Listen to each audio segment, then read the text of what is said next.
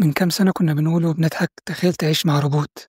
تخيل تخلص شغلك تروح تلاقي شغل البيت خلصان. تخيل كوباية الشاي اللي بتشربها وانت بتسمعني دلوقتي عاملها روبوت. تخيل الحلم بقى حقيقة. تعالوا بقى نعرف ايه اللي هيحصل لو بقى في منزلنا روبوت.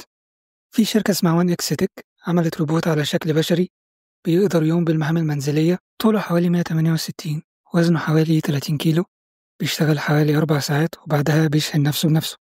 خلاص مفيش تعب في شغل البيت تاني، ده لو انت غني طبعا وتقدر تجيبه.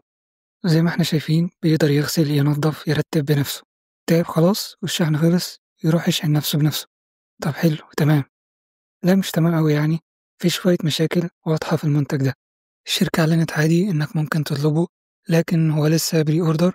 في اختيارين، الأول $500 تدفع بشكل شهري، والاختيار التاني إنك تتملكه بشكل نهائي بحوالي $20,000 يا بلاش. التوصيل مفتوح في أمريكا بس مع بداية 2026، يعني تستنى في الطابور لحد بداية السنة الجديدة إن شاء الله.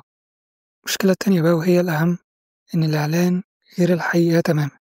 يعني زي ما احنا شايفين في إعلان الشركة إن الروبوت بيقدر يتعامل مع المهام المنزلية بسهولة، يمشي في البيت، يفهم الحاجات اللي موجودة فيه، ولما تبقى أنت مش موجود بيقدر يكون شغال عادي.